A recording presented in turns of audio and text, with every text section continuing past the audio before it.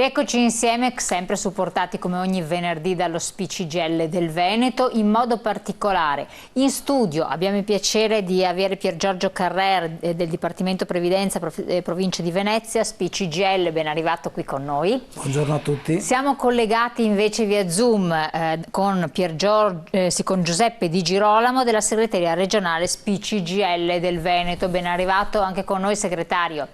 Eccolo qua. Grazie, perfetto. buongiorno a tutti. Grazie, buongiorno a tutti. Ben arrivato. Allora, con loro parleremo ancora una volta, però era un po' di tempo che non lo facevamo, dei diritti inespressi, ovvero di tutte quelle situazioni che prevedono un riconoscimento di carattere economico delle agevolazioni, però se non viene fatta espressa domanda, ai noi non succede proprio nulla, soldi non se ne ricevono, quando mai? Se soldi allo Stato bisogna darli, assolutamente viene richiesto, ma anche se non viene richiesto ci prendiamo delle sanzioni. Al contrario, se in qualche modo lo Stato deve a noi dei soldi, bisogna sempre fare domanda, quindi essere informati. Non è una situazione banale, perché ci sono stati moltissimi casi, e relativamente a questo, per fare un po' riassunto delle situazioni in generale, io direi di partire con il nostro collegamento con Giuseppe Di Girolamo, perché con lei vorrei un po' fare il punto della situazione. Questi diritti inespressi cosa sarebbero? Quindi parliamo proprio in modo semplicissimo, perché poi abbiamo ricevuto diverse telefonate che ci chiedono esplicitamente di essere semplici. Certo, intanto lei ha detto benissimo, nel senso che sono delle prestazioni che spettano se non vengono superati alcuni limiti di reddito e che non vengono concesse solo perché bisogna farne esplicita richiesta. Dobbiamo anche dire che spesso riguardano le pensioni sotto i 1.000 euro lordi. Ecco, questo è l'altro elemento. Perché non vengono concessi? L'altra nota dolente perché sono pensioni basse. Sì, esatto, parliamo di pensioni basse, però attenzione, non facciamoci trarre in inganno, perché parliamo sì di pensioni basse, ma spesso i soldi che noi riusciamo a recuperare grazie alle nostre campagne che facciamo anche attraverso voi, sono molti soldini che riusciamo a recuperare. L'anno scorso parliamo di circa 3 milioni di euro, quindi non sono pochi soldi quelli che noi riusciamo a recuperare. Ecco, diciamo, perché non vengono concessi? Intanto, spesso perché non si presenta la domanda. Cioè le persone, purtroppo i pensionati, non sanno che per averne diritto bisogna fare domanda, una domanda esplicita. Oppure perché sono cambiate nel frattempo. Io sono pensionato, percepisco la pensione, ma nel frattempo sono cambiate alcune mie condizioni, ad esempio l'età. Io percepisco la pensione a una certa età, al superamento di quell'età ho diritto a delle prestazioni aggiuntive. Ecco, queste sono cose che spesso le persone non sanno. Cioè, fermola un attimo, fermola, scusi che la interrompo, noi abbiamo questi tempi un po' ritardati. Cosa vuol dire al superamento di una certa età ci sono prestazioni aggiuntive? Perché lei ha detto una cosa con molta nonchalance che però può far trasalire alcuni. È importantissimo. Ad esempio, tanto per fare un esempio molto semplice, quello che è successo in questi giorni, che è stata pagata la 14ª. La 14ª io ne ho diritto solo al 64esimo anno di età. È vero che la 14ª va in automatico, però se l'INPS ad esempio non me l'ha calcolata, io devo controllare e fare domanda. E come dire, l'unica cosa che è cambiata dall'anno precedente è che io prima non avevo i 64 anni di età, giusto. che ho una serie di contributi. Adesso faccio questo esempio per dirne una.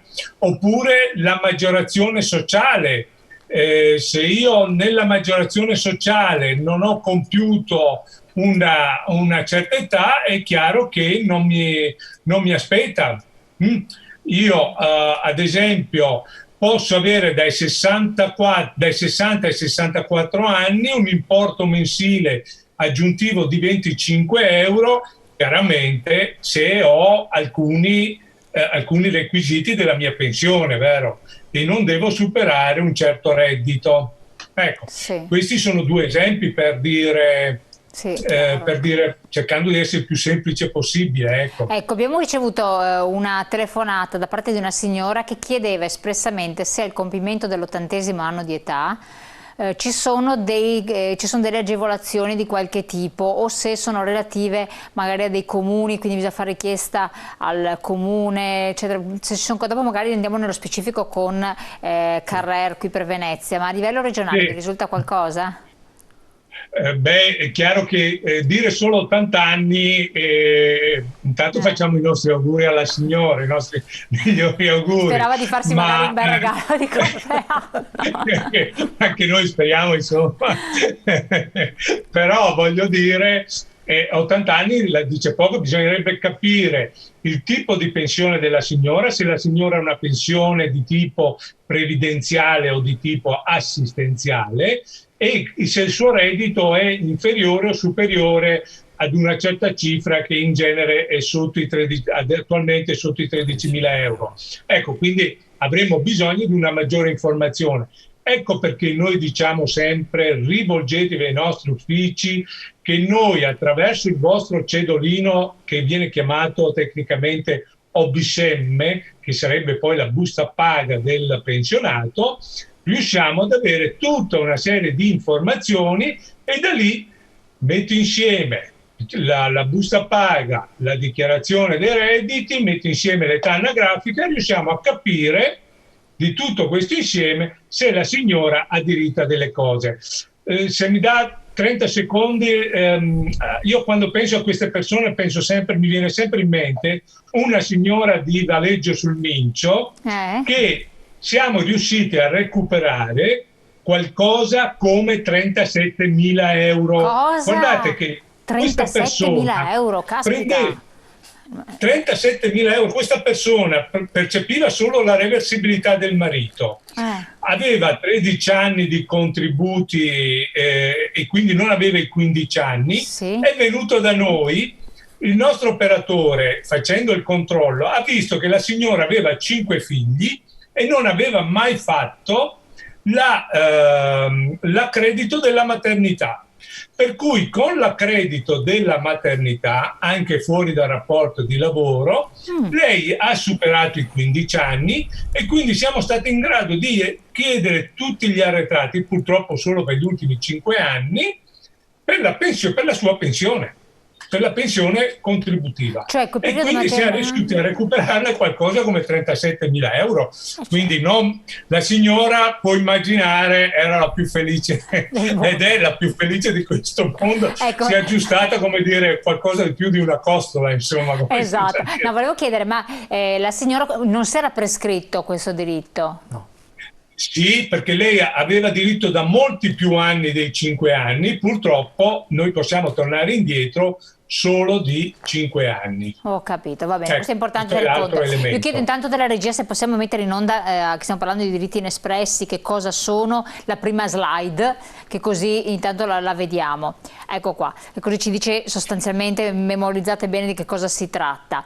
Faccio intervenire, fermo lì, non ci lasci Giuseppe Di Girolamo, per Giorgio Carrero. Qualche altra, cioè relativamente agli 80 anni, lei mi faceva cenno con la testa dicendo sì, c'è qualcosa per i comuni singoli, città metropolitane, possono prevedere agevolazioni ad hoc? Sì, allora ci sono intanto delle agevolazioni e dei riconoscimenti che sono legati all'INPS, e per quanto riguarda le maggiorazioni sociali c'è una gradualità: 60 anni, fino a 60 anni si ha diritto a 20-24 euro al mese di integrazione di maggiorazione sociale, fino a 65 anni si ha diritto poi a un'integrazione attorno agli 80 euro, e dopo i 70 anni si ha diritto a 125 euro di maggiorazione sociale.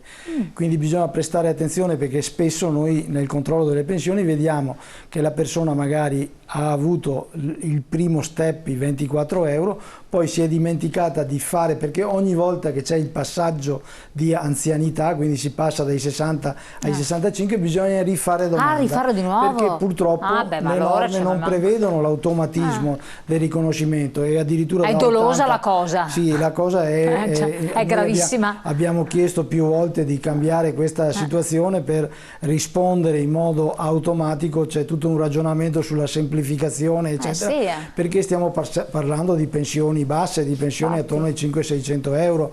Tenete conto, quando prima veniva detto che i diritti inespressi sono sulle pensioni inferiori a 1000 euro, che nel Veneto il 60% delle pensioni godute nel Veneto sono al di sotto dei 1000 euro. Ecco, quindi per precisare. Tanto per precisare e che in zona di sono Venezia non siete moltissimi, messi diversamente. e noi di Venezia non siamo messi, cioè nella situazione complessiva del Veneto, perché stiamo parlando di pensioni che sono nate magari molti anni fa e che hanno una loro consistenza. Poi c'è l'effetto delle pensioni di reversibilità, eccetera, che riducono, e quindi c'è una situazione, una platea, diciamo, di interessati ai diritti inespressi con appunto una pensione attorno ai 1000 euro, che è la metà, più della metà dei pensionati del Veneto e della provincia di Venezia. E questo è una questione che bisogna tener conto.